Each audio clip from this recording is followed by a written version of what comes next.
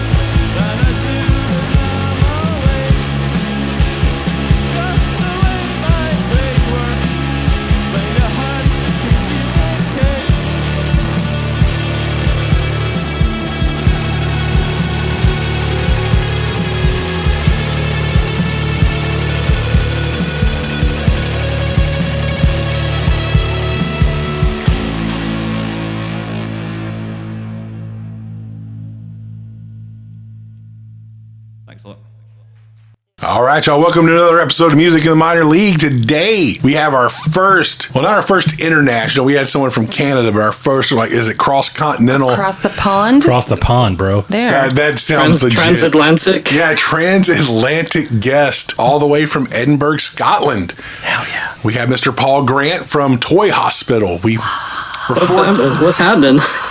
See, we met Paul many years ago. We go to a holiday hangout deal up in Little Rock, and Paul's a regular, or was at a point, and we got to know him. He got his band, and we're finally getting to talk to him about music, so we're stoked about that. Thanks for coming in, Paul. Oh, it's a pleasure. It's a pleasure, because like we were saying before, this is about 8 years since I've last been to Little Rock. It's a long time. Holy cow, yeah. Wow. Well, there was that whole time travel thing that we all time traveled 4 years through COVID. Oh, true, yeah. Oh, yeah. There's all that thing. So, but yeah, it doesn't seem like 8 years ago. Now, that's the joys of getting older. Everything goes way faster. True. There's so much stuff where you're just like, oh, God, we're 10 years ahead. But, the good point of social media is one of the positives when we know a lot of the negatives, but is that you can keep in touch with people for years and years. So true. So, indeed. So we're glad to have this moment, man. Plus, like I say, it's cool, man. We're talking to somebody, again, from Scotland. So we're not just sticking with Houston or Texas. So we're fired up, man. So let's just get to it, man. So Toy Hospital, I know y'all just had a live record come out. It's what we've been listening to. More, I'm reading off the thing. That's what I call it, kind of shoegaze. But yeah, shoegaze, emo, dream pop, punk, whatever. Like that's a great description. That's the genre. Description. Yeah. Which is good, too. That's Martin's description of the band. I don't know what dream pop means. I still don't know. See, I go along with it. Our friends in El Lago kind of had that vibe too. I think it's more of the ethereal, using a lot of reverb, some little bit of delay on the guitar. Y'all are a little harder edge though, so I would go more with the shoegaze kind of, Yeah. You can tell somebody in the band listened to My Bloody Valentine, stuff like that. So no, Martin definitely did, because a lot of the whole first record was him building that record during COVID lockdowns. So I assume he does actually listen to My Bloody Valentine. Jeff Fields, who mastered this, he was like, oh yeah, this one song, I can't even remember what My Bloody Valentine song he said, and I was like, oh yeah, it does, it totally does. It just isn't quite as washy and ethereal. There is actually a structure there. It's one of my favorite songwriting things is working on a new song, this is great. And then some playlist plays and you're like, oh shit, it's that song. He just ripped it off. Oh no, yep. Maybe no one will notice. You've got to rip off smaller artists. That way nobody picks it up. Exactly. You just take a piece from here, a piece from there. At this point, again, what is it? The count to there's only 12 notes. You can only do so much. Right. Exactly. True. Exactly.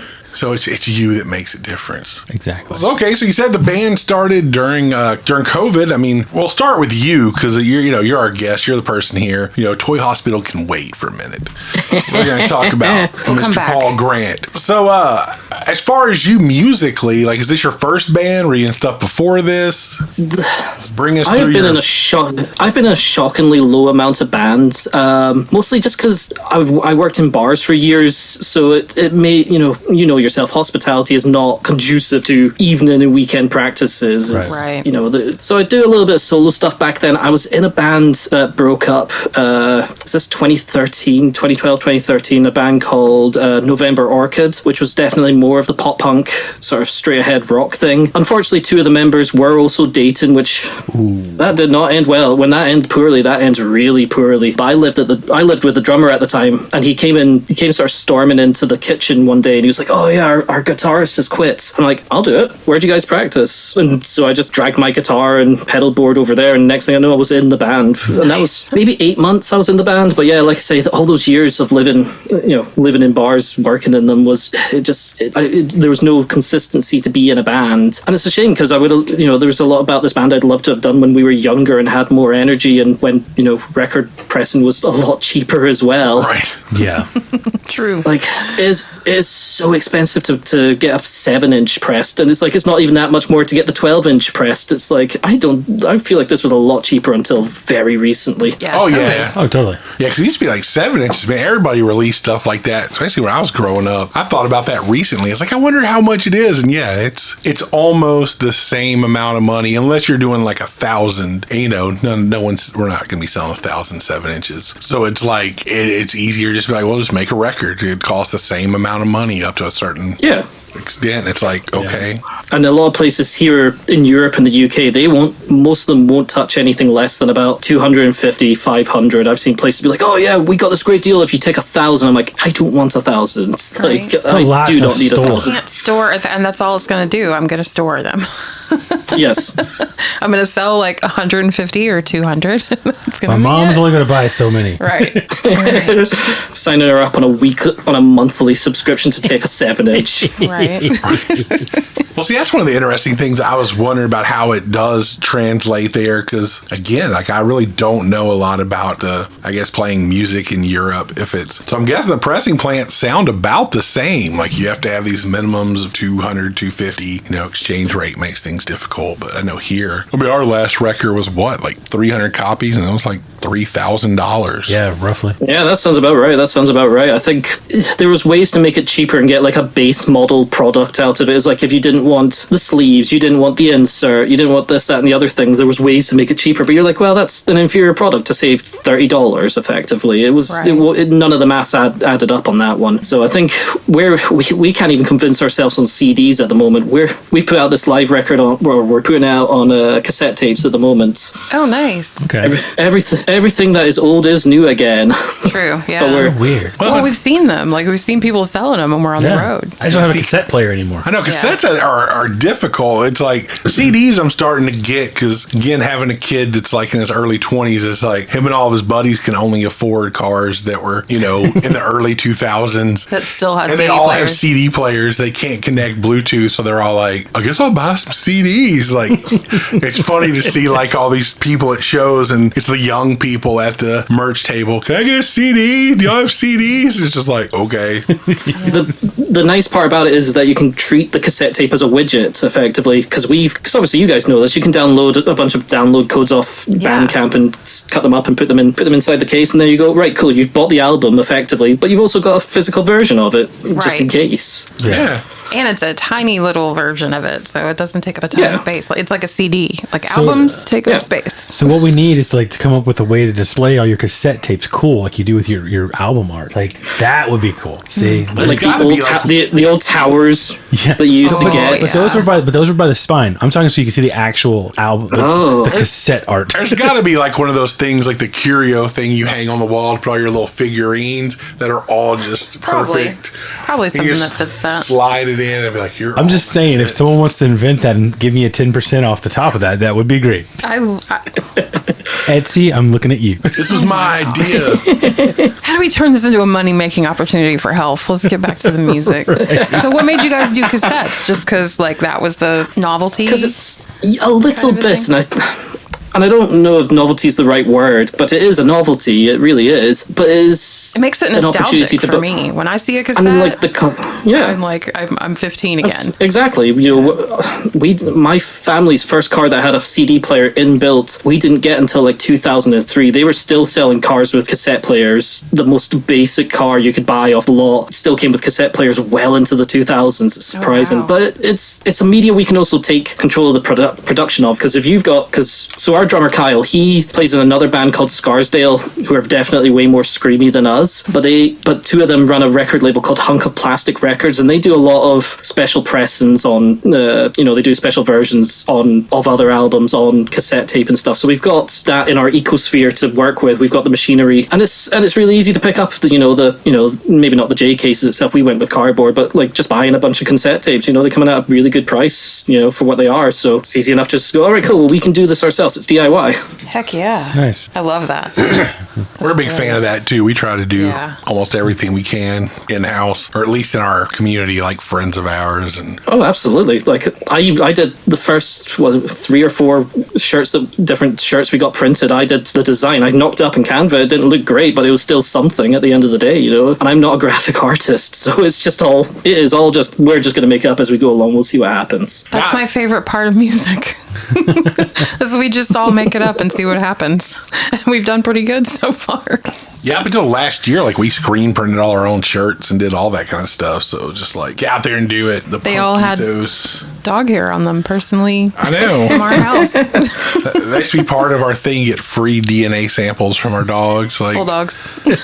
Look, Kiss allegedly put their own blood in the ink for the comic book, so I don't see this being any different at this point. There you go. Right, there you go. Straight from our house. If you're allergic to dogs, maybe this isn't the shirt for you. Maybe we're not the band for you. Maybe we should do is put an allergy warning on everything. Watch us get sued and have to do that. Right now, someone's listening's like, I think Health had a money-making idea. I got one. Sorry.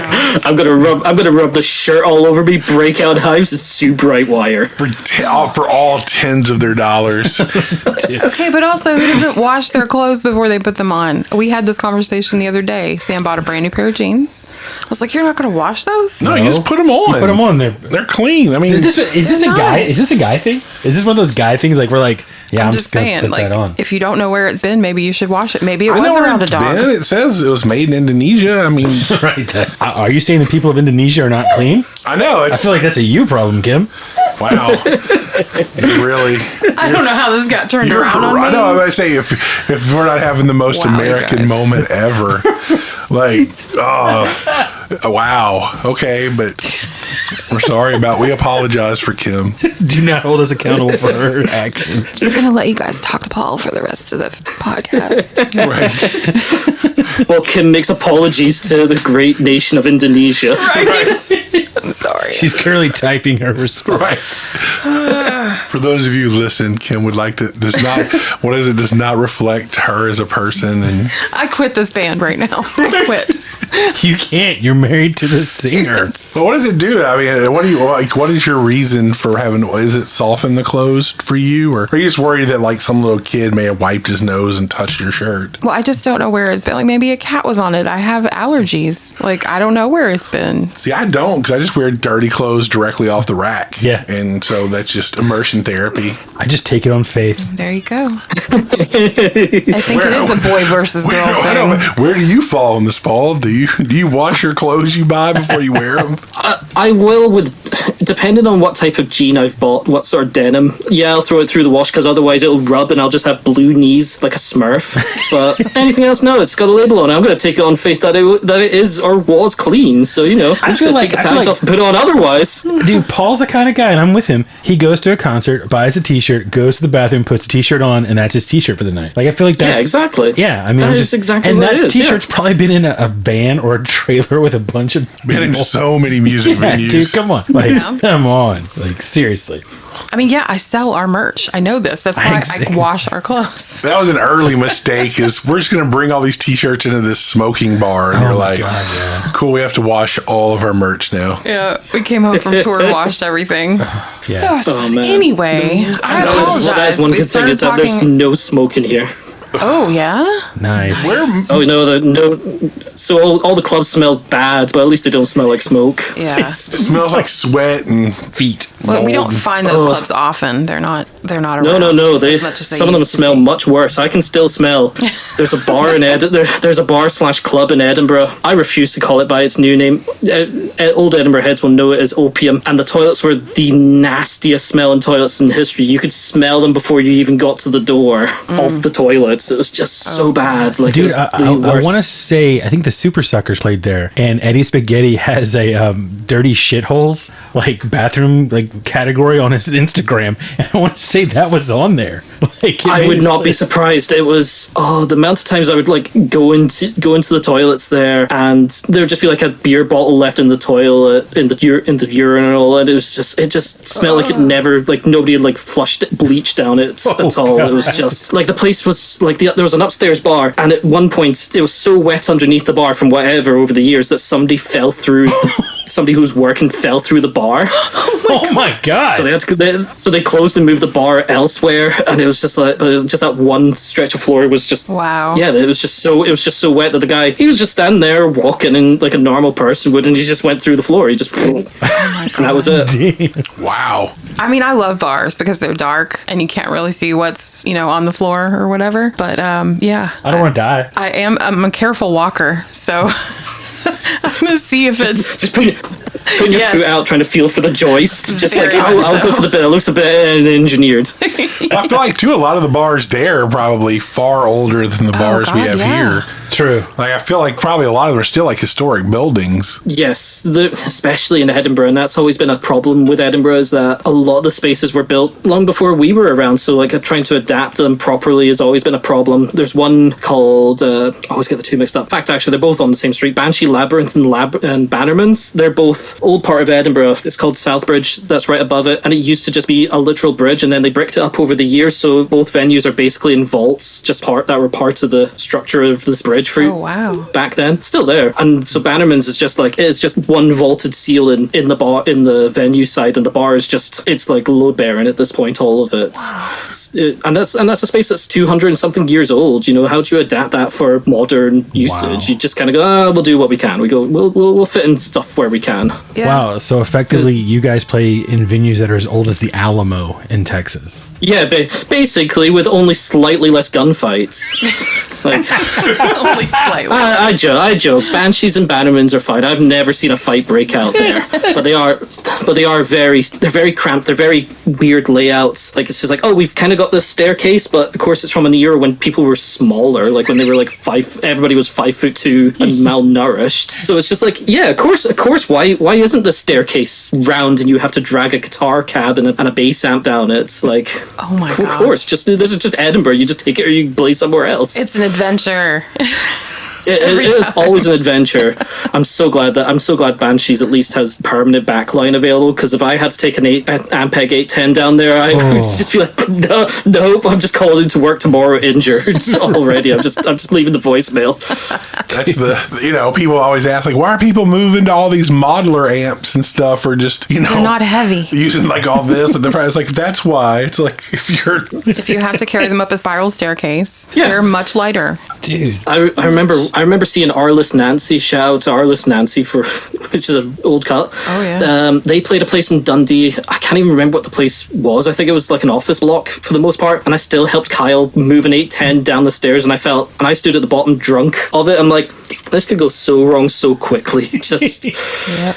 But it's quite nice that a lot of places do offer some backline here. And Martin uses this little Vox 50-watt head that he can fit into his backpack. It's just like, take that speaker cable and the power cable for him to plug into a cab there. It's so much easier. Yeah. That's easier. Nice. It's good that venues are really like, we're not convenient to get in and out of. What if we just had something up here? See, here, that same venue would make you bring your own PA too.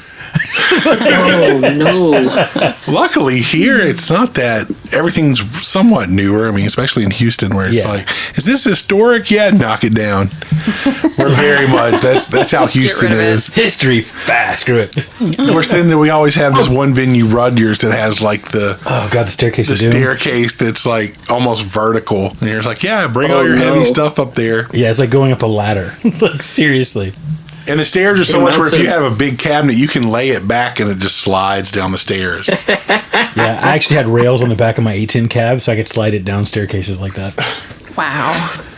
Having worked in bars for years, all our cellars are in the basement, so all I can picture now is just like tying rope, somebody standing at the top of a slide, basically rope round it, we'll just feed it down. We'll just feed it down with some big thick nylon rope. It weighs about the same. There you go. And just there you go. But we have lost a lot of venues over the years. Just the way the way Edinburgh is, it's all built on top of each other, so it's so easy for sound to travel, and it's so easy for new builds to be poorly built, and they can just put in endless complaints till the venue is shut down. We lost Studio 24 6 years ago now, and it was because there was a relatively new block of apartments across the road. One guy would put in complaints all the time, and they were trying to soundproof. It was just a big warehouse, effectively, just this huge empty warehouse. It wasn't doing many gigs by that point. It was mostly club nights, so we used to go for the pop punk emo nights in the downstairs, and there was a sort of 50s rockabilly night in the upstairs, and there was good overlap between the two. But yeah, you were just, like I say, it was a big warehouse that just echoed noise right down the street, and it's a shame to lose it, because it was a historic venue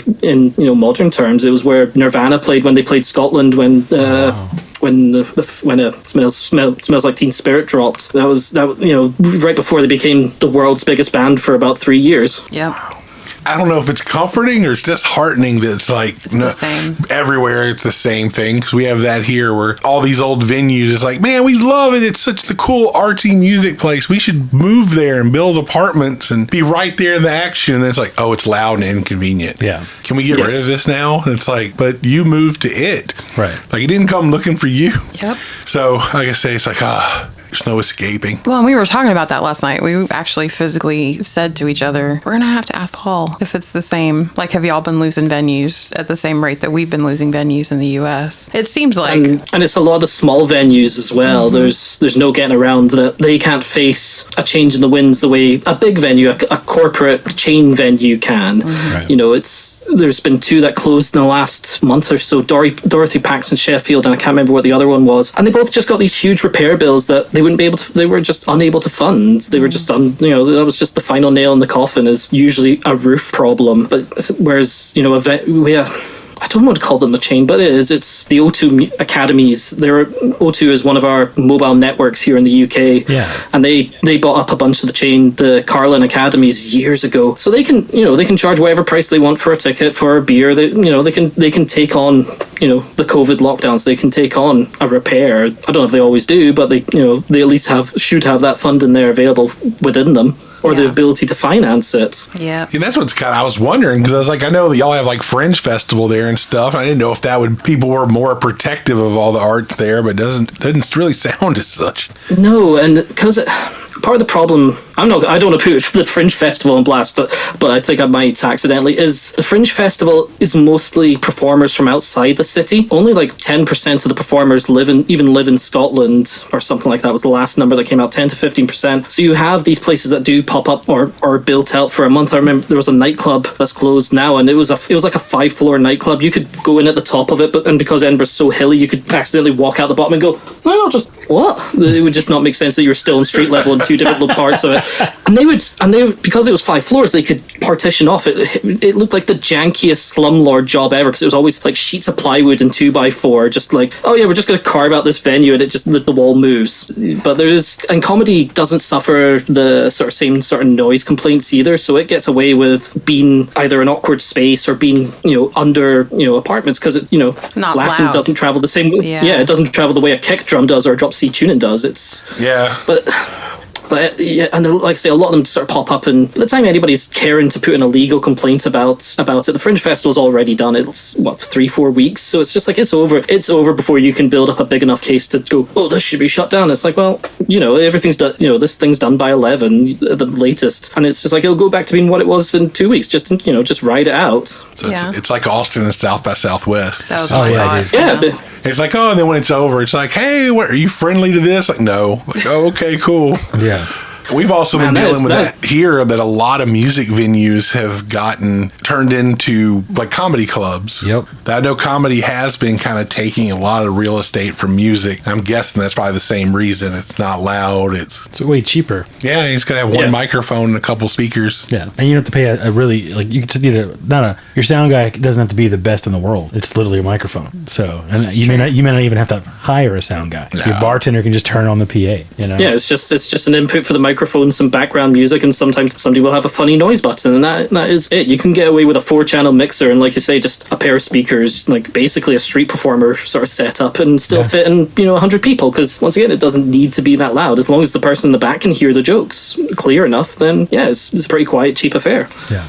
So is this where we're creating a turf war between music and comedy now? No, but it is an interesting observation, though. Like, it's just kind of over the years has sort of made that change. I don't blame the comedians. No. It's just more of the, oh, man, and I even get it, but it's just like, it's just one of those things where it's like, oh, maybe things over, on the other side of the fence will be way better. Let's talk to Paul and get right. Man, Scotland is going to be so much better. And it's like, oh, no. It's this everywhere now.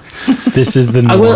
I will say, where we've seen the sort of bulwark against all these closures has been sort of outside the main cities, outside of Glasgow, outside of Edinburgh, Dundee and Aberdeen, which is the sort of 4 big main, if you will, music cities of Scotland. We've seen new venues popping up in the countryside and various sort of, in sort of provincial towns. There's a bunch outside of Dundee that have popped up the last couple of years that, because they're in quieter places, there is still a market for this, but everybody's so determined to be like, no, we must play Glasgow, we must play Dundee, we must play Aberdeen, and it's just like, okay, but not everybody's, ironically, you actually can get a worse turnout in these places because there's so much going on. Right. And somewhere like Glasgow being so spread out, you go, oh, we're going to play this place. It's like, yeah, but it's all the way up a road. No, it's further out of town to get to. This is not, it is a driving country, but it's not a drive into the other side of town country for events. It's, people take the bus, people take the train, taxi, whatever. So whereas you have this smaller pond to play with when you play a smaller town. We played,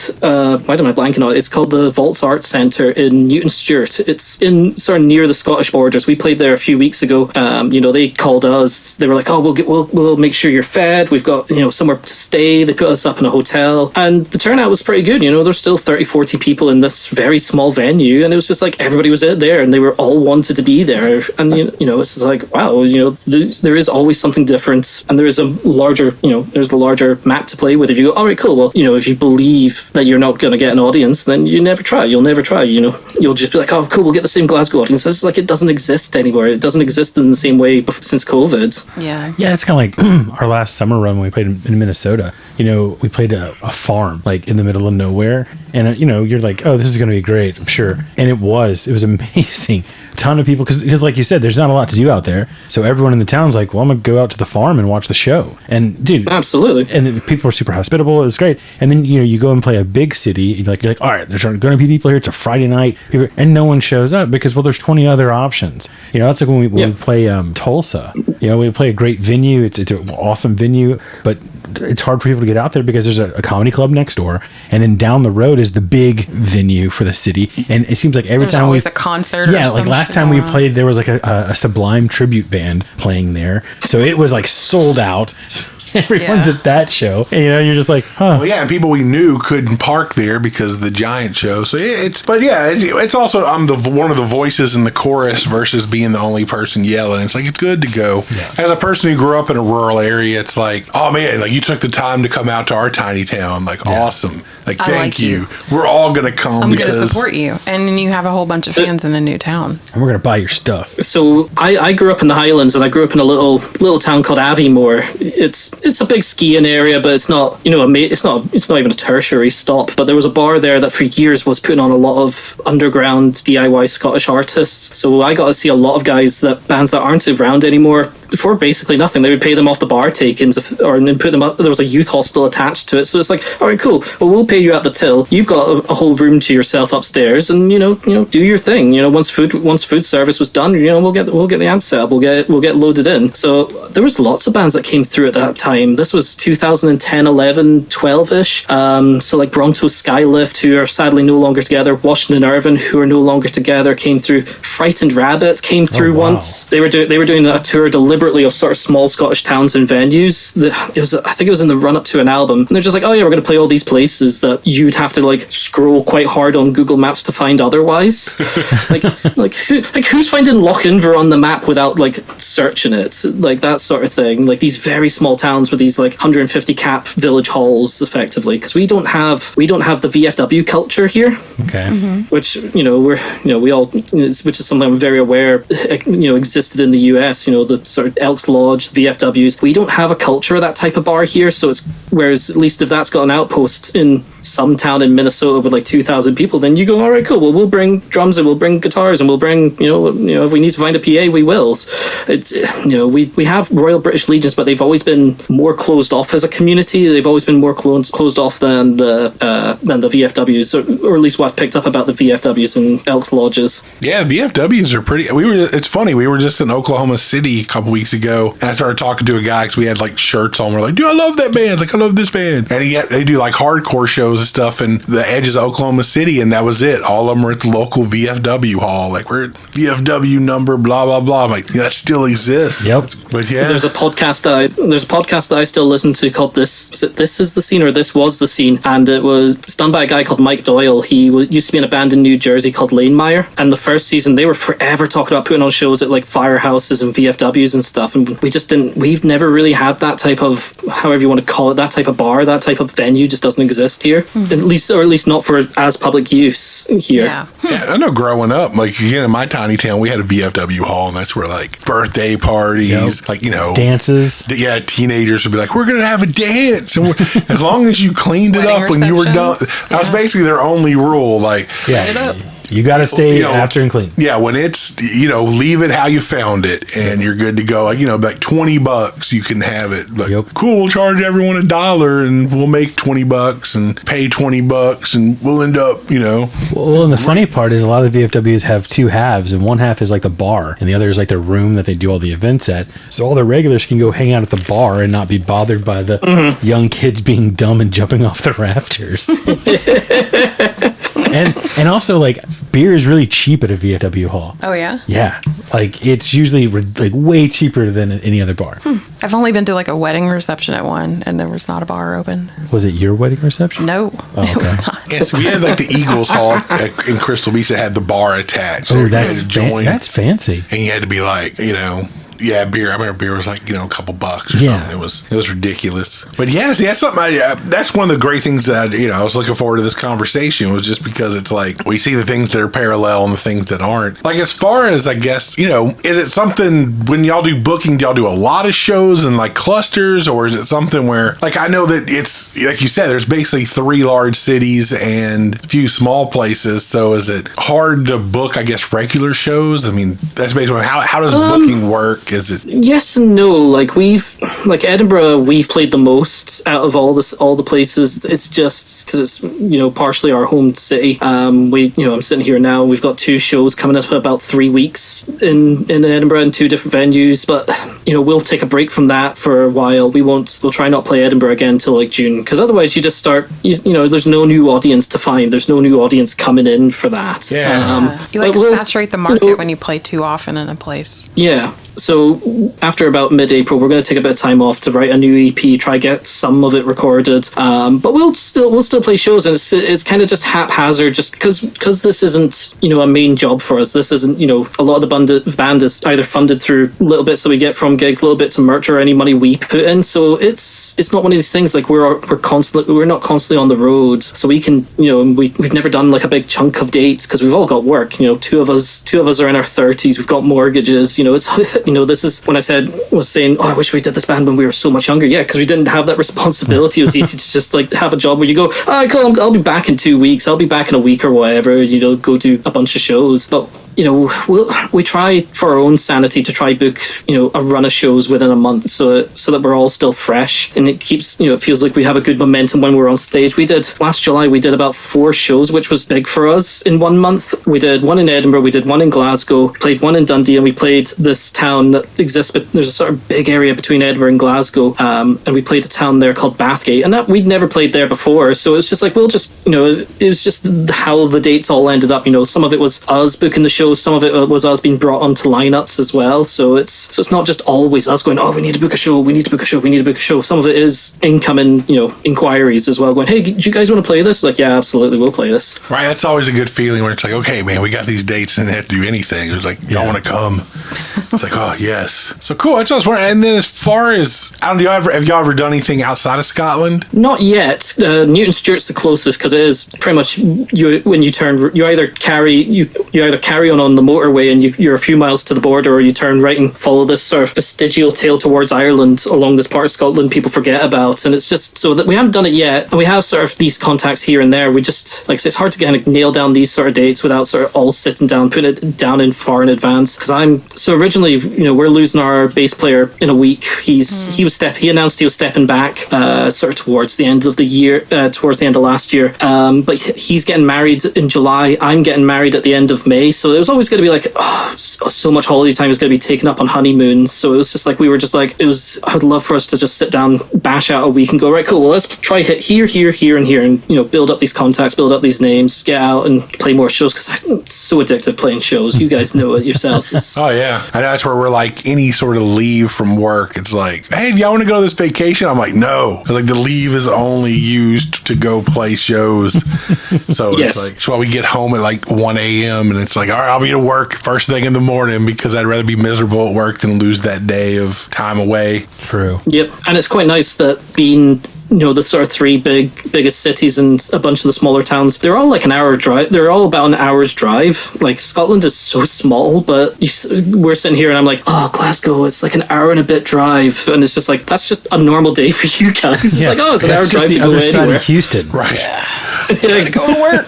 That is always we talk about this all the time, but it is funny to people from other areas. We are like, if we played Katy, which is west side of Houston, it's right at an hour from our house. So it's just like, or hell, when we're driving to Dallas, the first hour is in the Houston area. Yeah, it's like, just getting out of once you get out of Houston, you're like, cool, I'm already a third of the way there. Like, that's great. If we want to drive to Hell's House, it's about 40 minutes. Yeah. So, And it's just like that covers such a large distance in Scotland, especially in the sort of central part of Scotland. It's just like, 40 minutes. You can, on a good day, you can drive between Glasgow and Edinburgh in that time. Admittedly, you have to do it at like 2 a.m. and hope there's no traffic or roadworks Right. getting in the way, but you can still drive from sort of central Glasgow to central Edinburgh in like 45 minutes if you give it enough boost. It's silly. It's so silly. And I'm just here like, oh, Newcastle, that's like a 3-hour drive away. And it's just like, you guys are like, yeah, 3-hour drive. Yeah, whatever. That's fine. I can do that. We drive there and then drive back the same awesome. night. It's like, all right, that's fine. It's easy. I did that 2 weeks ago. Right? that's true. Dallas and back.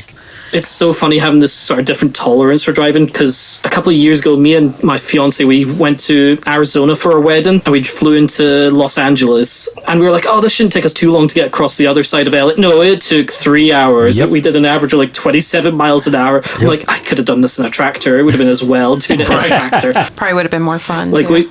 we stayed in Palm Springs and then we carried on to Phoenix in the morning, and it was still like, oh, Phoenix is like a 6-hour drive. I'm like, 6-hour drive can get you practically most of the way to London from Edinburgh. Like that's, yeah. So it's just like, we have these way different ideas of what driving's like, and it's funny being a passenger to it, because most of the time I've been in America has been when our friend Rob Hansen was driving, and he's just like, oh yeah, Little Rock's like a 12-hour drive. We'll leave at 5 a.m. I'm like, there's a 5 a.m. where you do things? I thought 5 a.m. was hanging out in the airport bar, but You guys it's just like, yeah, 12-hour drive, and he's just like so able to do it. He takes like, he was drinking an energy drink or something. Like, I would be so bored if I did this drive. If I was driving, I'd be like pulling over every like hour to be like, I'm just gonna look at something, just get it over and done with. Yeah, dude, we're looking at the map right now, and just Scotland compared tiny. Yeah, compared to just Houston is just kind of. Oh yeah, like Houston, all of like Houston and all that, and right down to Galveston, probably like fits across like the narrowest part of Scotland easily. And it's just like, and I'm just like, other side of Glasgow? No, thank you. Right. I don't know anything about Katie apart from someone I went to high school with lives there now. Mm-hmm. Really? Like 2 people, her and her husband. I was in high school with them. They're out in Katie. I assume it's something to do with oil. Probably, Yeah. I have no better answer than that, because we've got Aberdeen, which was our big oil city, but it's like permanently wet and cold there. I'm like, live in Aberdeen where it's cold and wet and great, or live in Katy, Texas where there's barbecue. I know which one I would pick every time. Aberdeen every time, right? Barbecue. Yeah, absolutely. Or at least there's the promise of barbecue, at least in the vicinity, even Exactly. if it's... It's true. Oh yeah, and Katie's nice because you're like closer to Austin. You're right by San Antonio. Yeah. Like you're already the hour away, so you're like, oh, it's only like 2.5 hours to San Antonio. It's just a from little here. jaunt for lunch. Absolutely. And there are some good barbecue places out there. Yes, there are. So how long you been playing? That's So usually I a picked question up- I ask. Playing guitar generally, I picked up sort of early high school. I played a bunch of musical instruments before I landed on guitar. I used to play a bit of tin whistle, a bit of recorder. I played chanter, which is the note making part to the bagpipe. Nice. I never quite graduated to the part of the bagpipe that also drones as well. Because I discovered guitar and I'm like, all right, cool, this is way more fun. This is way more I get more interesting. girls this way. I was like, well, I could either play traditional Scottish folk music on a chanter, maybe hit the bagpipes eventually, or I could play guitar. And I know which one would have been better career choice, that's for sure. Jeezy peeps. Like, the bagpipers go for so much money, especially if they're really, really good or sort of notable. We had one in our village called Spud. I still don't know his real name. I just know he's called Spud and he plays bagpipes. But when Madonna got married to Guy Ritchie, he was the one that was bagpiping them off the plane when they arrived in Scotland. Oh wow. Wow. So it's just I'm sure that one paid well, and he still works as a bagpiper. But being a bagpiper is kind of like owning a DeLorean. organ in a way. It's like, it is a very specific thing, and you just have to be available when people need it. A lot of your work is like a random evening. It's just like, oh, it just needs to be this day. It's Burns night. It's St. Andrew's Day. It's a wedding on a Saturday. It's this, that, or the other thing. So but it still pays well, and I wish I'd taken up that on guitar, because I know I've spent way more money on guitar than I played. But yeah, I picked up in high school because we had a pretty good sort of collection of musical instruments in school. We were quite privileged with that one. I couldn't take to drums. Have not got the coordination for drums. Mm-hmm. Just 4 limbs is just too much for me. Agreed. But guitar was something I really took to. Played it fairly consistently through high school, and then sort of as I moved to Edinburgh, I tried to keep up with it. But like I said, like going back to the sort of playing in bars, it's it's not really conducive to come home from work at like 1 a.m. and start playing guitar. Even if it's really quiet, it's just like, all right, cool. It still seems a bit antisocial when you're just living in an apartment with other people. Yeah. Whatever, man. I'm just gonna rock. Crank it. Sam doesn't care if he's antisocial. Should have been up when I'm up. It's on you. Come hang out in my closet while I play guitar with me. It was nice of my neighbor to come knocking on the door at 2 a.m. to let me know he was up, hearing me play guitar. But That's great. I guess he wants an encore. You want to come in here and hang? Yeah, you can hang in here. Grab a beer and hang out. Absolutely. He wants to hear me drunkenly work my way through a bunch of Lucero songs on guitar. Yeah, sure. Why not? That's why you get the headphone amp and you sit there like. Right. I know. I always felt self-conscious that even the noise of the musical instrument without the headphone amp, like if you were just playing an unplugged electric, was just going to still make too much noise. Were you raised by my parents? I Me might too. well I'm the have been. same Who way. knows? I am the same way. Like, it's children should be seen and not heard. Like that was my parents. Like, be quiet. Just as long as we don't hear you, it's fine. And I'm a singer, so that did not work. Right. Like, I definitely got in trouble for being loud just at random times of the day, just like 6 p.m. on a Saturday playing guitar when I'm 15 with nothing better to do. Like, turn that down! Learn to play it right if you're going to do it. I'm like, all right, yeah, cool. That was the encouragement. So if I learn to play, I can do it. Okay. You're embarrassing me. Play better. That's great. Yes, exactly. And you're embarrassing me. Nobody else could hear it, but you're embarrassing me. Yeah, that sounds about right, to be honest. Thanks, Mom and Dad. See, I was like, my mom worked. I was home alone a lot, so I was just like, I can be as loud as I want. Were you a latchkey kid? Oh, yeah. Hell yeah. So it was just like, all right, what kind of noise if I just hold the guitar against the speaker cabinet? It's like, I could do that for 30 minutes and no one cared because no one was around. It must be nice. I'm so lonely. It must be nice. Yeah. You know? I didn't really have that time because both my parents kind of worked the same hours, so they were both home around the same time in the evening. In high school, I was only just like 15, 20 minutes ahead of them, so it's like I didn't have rock out time available to me. We just run in. All right, I made it through one song. Put it away. Yes, yeah. You have rock out time now. Such a better guitar player. You do Exactly. take rock out time now, though, right? I hope. Oh, yeah. Okay, good. Oh, absolutely. We're all adults. We should be doing the one fun thing that we love. Hell yeah. Gotta play some music. I was thinking, as what you're saying, y'all live in apartments and whatnot. Like, as far as practice spaces, y'all have like community practice spaces y'all rent, or is it someone have a house or garage?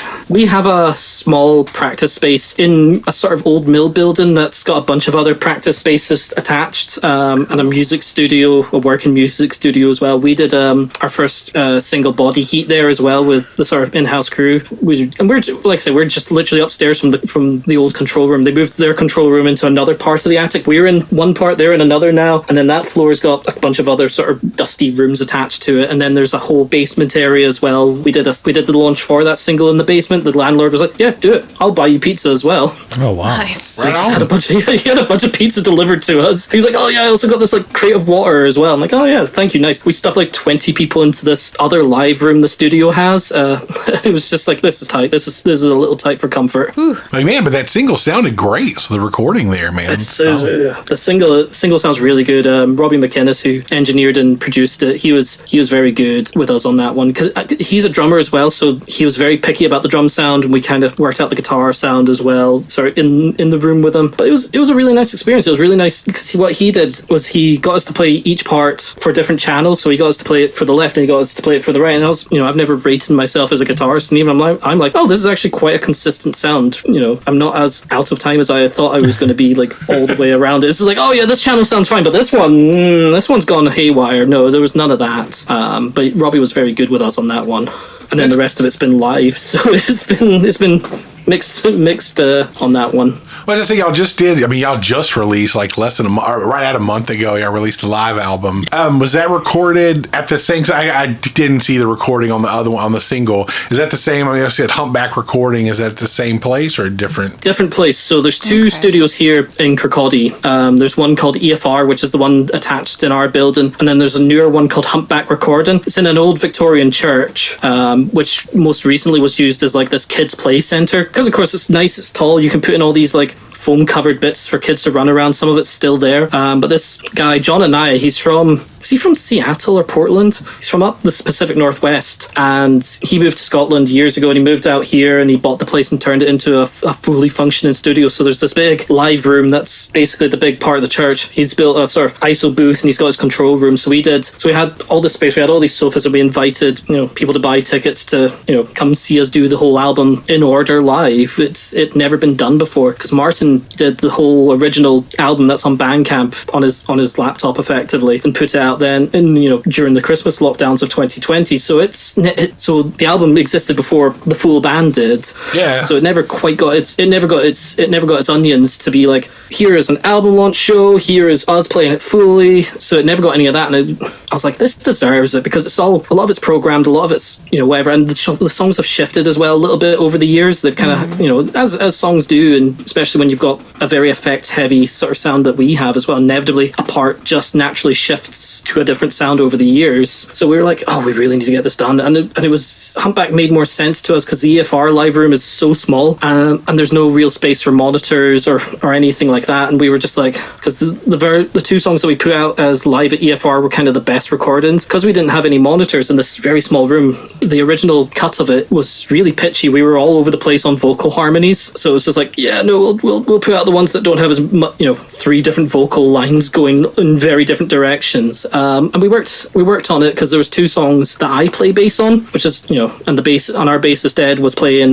keyboards, which was something different for us. We hadn't done that live yet, so it was a really interesting experience. It was nice to have this, here's what it sounds like in the moment, recording of it, this record of it. Plus it's cool, gotta be cool to see what everyone brings in too. It's like, this was made, and now that we're doing our parts our way, it kind of see how it organically changes and grows. And because a lot of the drums were programmed on the original cuts, so it's now you have a live drummer who, once again, that's a lot of the shift as well, is how a drummer sort of fills out a part, a lot of them, how the rhythm feels, where an end is or where a start is. And Kyle's, our original drummer Stephen and our current drummer Kyle, they both have these very different drumming styles to them, which is really nice. I never quite thought about these drummers having sort of these very different sort of approaches to fills, very different approaches to rhythm and stuff, because for the most part in Scotland, a drummer in a band like ours is already probably plays guitar in another band or plays drums in like 2 other bands and plays keyboards in another sort of job. So it's like, it's always a drummer is a means to an end, whereas with Kyle and with Stephen, we were kind of like, no, the drummer is a big part of the sound. We want to, and they take control of their sounds as well. They take control of their parts.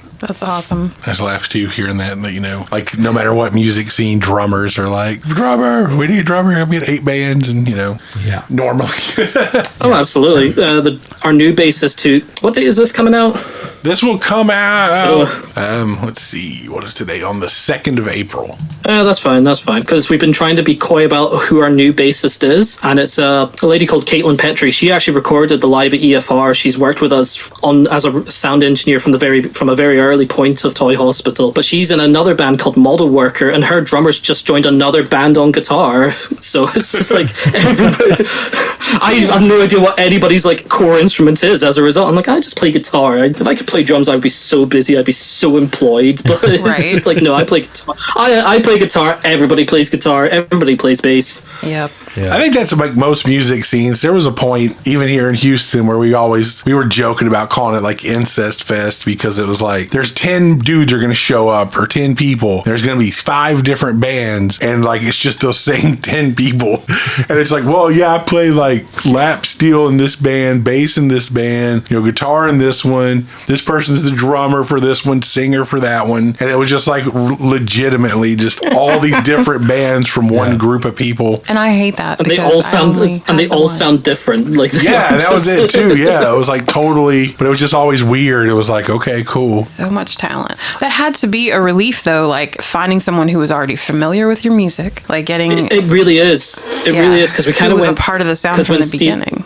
Because when Steven left, and between that and Kyle joining, we were about 6 months without a drummer. And we were asking around everyone, and we were once again doing the sort of borderline incest thing. Everybody we knew who played drums and also played in like 3 different bands. We were like, do you have time for another thing? Do you have time for another whatever? You know, and a lot of people just didn't, you know, and that's understandable. You know, it's tough to have a job and be in, you know, even one band, let alone 2 or 3 that are regularly gigging, regularly writing. But yeah, Caitlin's been familiar with our sound for a while. So when I reached out to her, I was like, hey, do you want to join the band? We're in the market for a new bassist. She's like, yeah, immediately was straight back like, yes, I am absolutely in. You know, we were Toy Hospital before I joined. I think was like 4 gigs in when I met them. Mm-hmm. I wasn't an original member. I was running a music venue at that point practically, and Toy Hospital opened up a couple of shows, and I'm like, yeah, I like this sound. I'd like to be a part of it. I think they were looking for another guitarist, and I was quite happy being in the background, being the guy. You know, I will just stay in the background. I will play power chords. I am happy with that. So it's just like becoming a third vocalist, becoming a, you know, as we're sort of looking at this new EP, you know, becoming part of the writing process as well. It's been quite nice for this to be a natural progress rather than like, oh, you're doing this, and this, and oh, do you want to be the band's booking agent effectively as well? It's all been a little step towards it. But she's, like I say, she's been a part of the sound for a while, so it just was this natural fit to go, oh yeah, she fits in with it. She fits in with what we do. She understands how we all talk to each other. So yeah, it just made complete sense for her to be the first person we reached out to, going, yeah, we want you. I think that makes a good relationship in a band both ways. Like you know, when you joined, you're like, I like this band, I want to be a part of it. And in her, it's like, I've heard y'all, I know what y'all do, I want to be a part of it. So it does help the band be more cohesive. You don't have someone coming in like this is great, but what if we change like everything and we start doing this? And you're like, oh, okay. Like, no.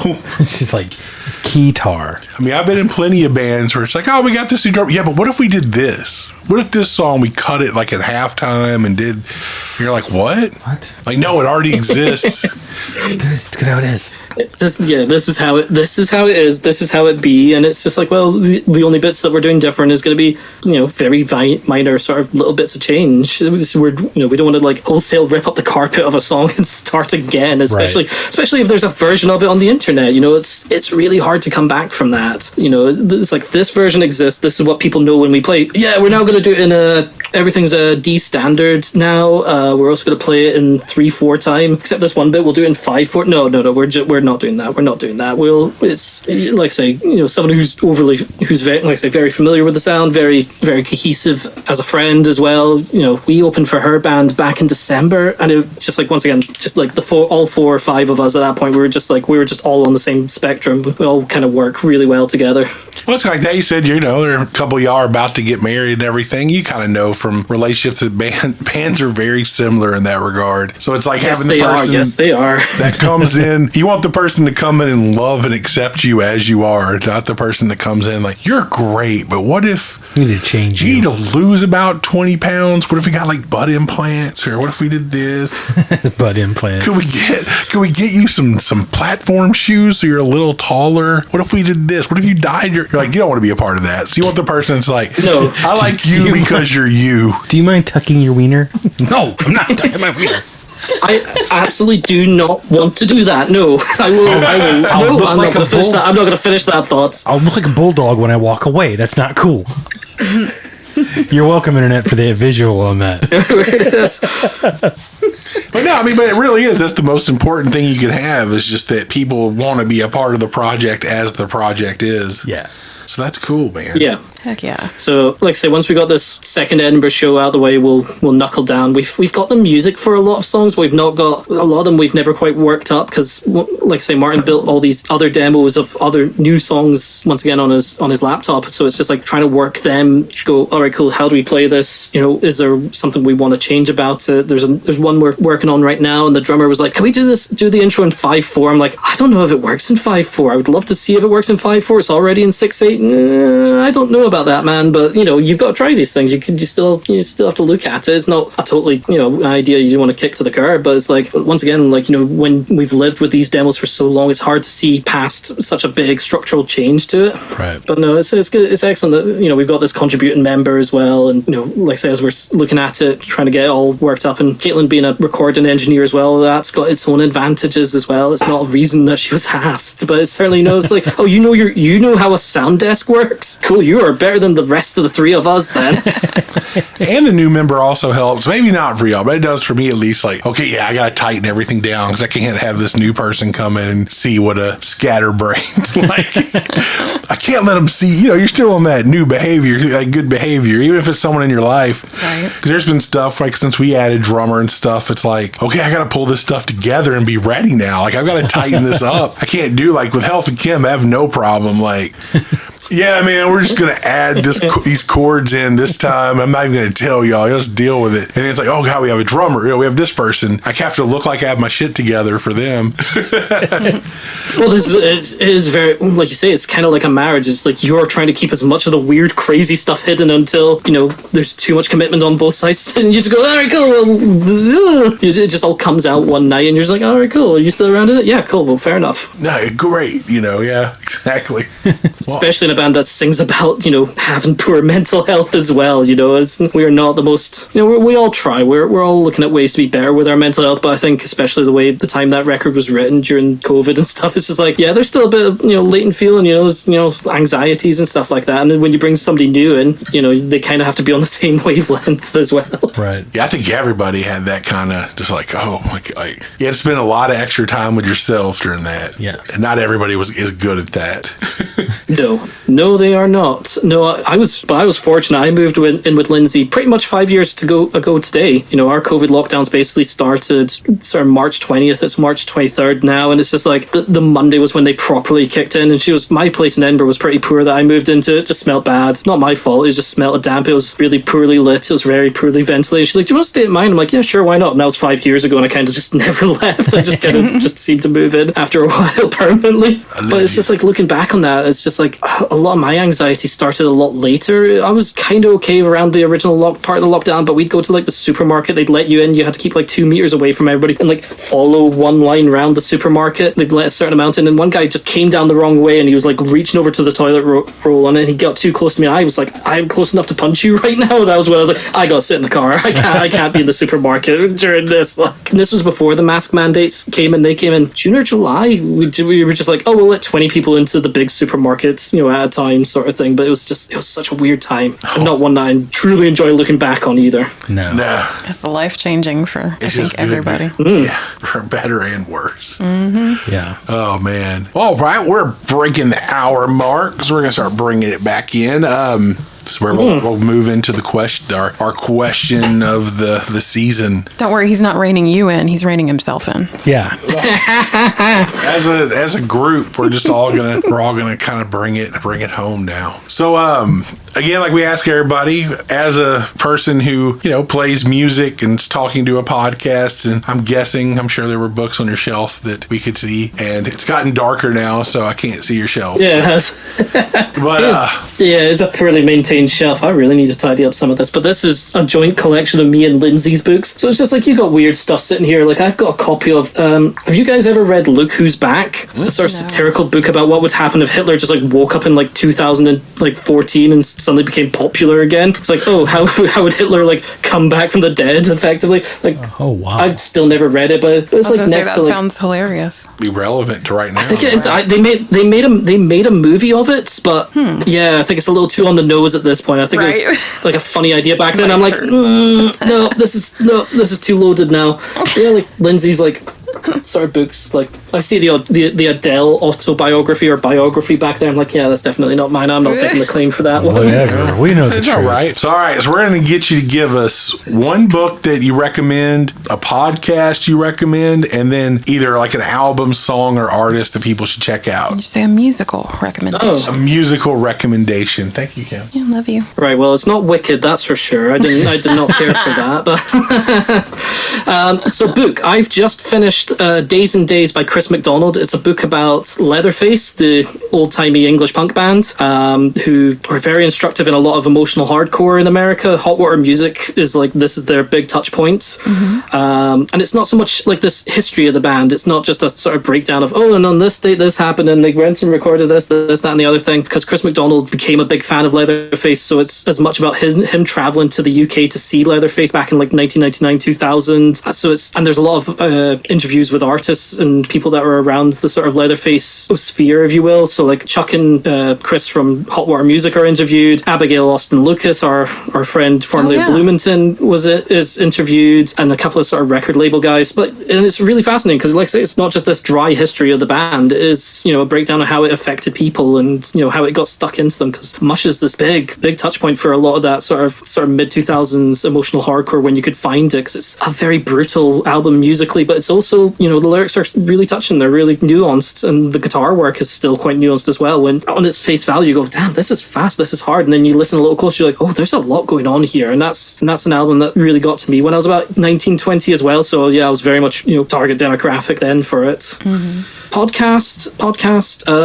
Sorry, Sam. No, that was it. I'm just sorry, I was wiping my podcast. I heard Carter mention Behind the Bastards. Great podcast. I love that. One that sort of crosses over a little bit is Lions Led by Donkeys. It's a military mishap podcast, and all the hosts are ex-military as well. So they're more than willing to be like, yeah, this thing was stupid, and this is why it was stupid. Oh, wow. What's that called again? And if you Lions Led by Donkeys. It's quote from the Crimean War. Wow. It was to do with the Charge of the Light Brigade. They basically mounted British military just basically ran into a cannon fire ambush. Oh no. And I think or it was the Second World War, it was one of the two. And yeah, it did not end well. And I think the quote at the time by at least one military leader was, they were lions led by donkeys, effectively. Oh, wow. Because the British military, if you had the money, you could just buy being an officer back then. If your dad was rich enough, if he owned enough cotton mills, you could just buy his idiot son like a captain. As long as you could buy the uniform, and you go, yeah, you're a captain now with no training whatsoever. Oh, wow. Yeah, that and doesn't sound good. And on the bonus feed, they just did an episode with Robert Evans of Behind the Bastards as well. So it does, like I say, it crosses over. It crosses over. All right. What about your musical recommendation? Music. There's so many Scottish bands. There's so many Scottish artists that are, everybody's releasing like EPs at the moment. Start From Scratch, Slow Light, they've all got new EPs out. Hospital Corner's got something new out. But the one I'm going for is a band called Flinch. They started around the same time as us as a bedroom project. Beth Flack, who's also in Slow Light, and a couple other bands. We were all locked down with guitars. We all kind of did something. So we kind of look at Flinch as sort of this compatriot band, as like a band that became this bedroom project and then formed a full band. They did a live record that came out a couple of years ago now, Enough Is Enough Live, and it's all these songs off the album with a live drummer, with a proper bassist, with a live bassist, with a live guitarist, and you see these songs, especially on the sort of quote unquote studio version, and it's you see how they build up into something big as well. It's really fascinating, and like I say, they started around the same time as us. We've played shows with them, so we look up to them as well. Very cool. Nice. So I like that. I like getting some people to check out from Scotland. It wasn't just like, oh man, we love this, insert big band. So that's cool. Yeah. Appreciate that. And I can't even think who around the sort of music scene that we're, my sort of out country American side, I can't think who's got a new album out at the moment either. I can't think of anybody who's putting anything new out, because I don't know if I'm not paying attention as much, or if it is a case of this is just a bit of a dry month for it. Nah, but it's great. And it's also, it's one of those things that once you get involved in a certain thing, you just kind of, your world, the more you play live, the more it's like, most of the bands I listen to are bands that we play with, things like that. Yeah, exactly. I always wanted to be the guy that played shows with guys like you, guys like John Moreland, Slobberbone and stuff like that. I fell backwards into a different scene that I very much love as well. So, it all works out in the end. It all works out. Oh, yeah. Agreed. Absolutely. Well, right on that note, is there anything you'd like to add? Anything we missed? Anything to announce? Or? Well, I figured this show announcement's probably a bit redundant, given most of music Music in the Minor Leagues listenership is in America. April 12th, we're playing a show with Stu Daly of a band. He's the frontman of a band called Chewy. They used to be called Chewing on Tinfoil. We're playing with them at Leith Depot. That's April 12th, the Saturday. Also on the bill is Nelson Savage. Which is their last show. They're breaking up as well, which is a shame because they really had they had a great sound. They were a bunch of older dudes like me who all been around the scene for years. There's a nice plurality because Craig, the drummer, was in a band called Robot Doctors, and when they broke up, I played a solo show for them when they were breaking up on one of the last shows, and in the same venue as well. Oh wow! So I feel like one of those weird ghosts that like pops up every like 7 years or something like that. And on this night, he played the sad song. They were all sad songs, but, you know.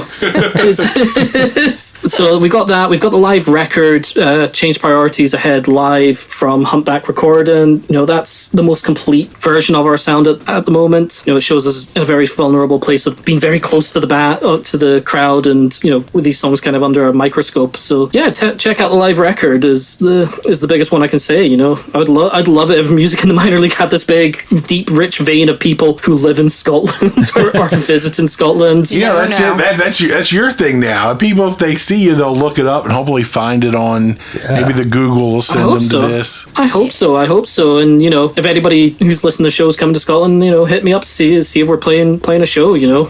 I'd be like, hey, are you playing a show when we're in Edinburgh on this day? It's like, we probably could. We might be able to, you know we're fairly easy on that one. And as y'all have heard, it's real easy to drive across Scotland. Yeah, super easy. Far. So even if You they're don't not even need playing to drive. a show close. Yeah, you can take public transport. Yeah, absolutely. Exactly. Well, this is it. Like, between Edinburgh and Glasgow is a train every 15 minutes. So, Nice. you know, or every half hour outside a peak. So, and it only takes about 45 minutes as well on the train. So you're just like, all right, cool. I could just sit back and be. I will say the last train is interesting, but it's, you know, it's something. Hey, if you're a people watcher, that's good. Oh, absolutely. Yeah, we got me and there was a guy who was around our scene from the Holiday Hangout group. He came over to Scotland, stayed with me a couple of nights, and we went to Glasgow to see Lucero that night. Mm-hmm. I got rip-roaring drunk. This was when there was still a Burger King in the Queen Street station. I walked out with a handful of plastic straws for whatever reason, I don't know. And yeah, we were running for the last train, and the guy at the gate goes, "Hey, do you think you have enough straws?" I'm like, "No, I don't think I do." And my ex-girlfriend just had to drag me. She's like, "Do not go back for more straws." And yeah, the last train was just... We're gonna miss the last train in Scotland, but especially between Edinburgh and Glasgow, is always fascinating for people watching. Oh God, yeah. I bet. Well, cool, man. Well, thank you for coming to talk to us. And thank you for having me. Huh? Man, it was great, dude. And we'll have to next time when y'all finish the new album or new EP, we'll have to talk about again. that. Yeah. Come back. We'll have another conversation. Absolutely. All right, Kim. I'll bring more people. Sounds good. Bye, y'all. All right, y'all, that does it for this week's episode of Music in the Minor League. We hope you dug it. We really enjoyed talking to Paul. Be sure to go check them out. They have multiple releases available on Bandcamp. Look up Toy Hospital. If you're ever out in Edinburgh, Scotland, look them up. As for us, we'll be back in a couple weeks with a new guest. Share the podcast. Let some friends know if you had fun listening. That's it for now. Instead of boring you, we're going to get to this one. This is a leather track off of the live record. This one's called Body Heat. Talk to y'all next time, man. Later.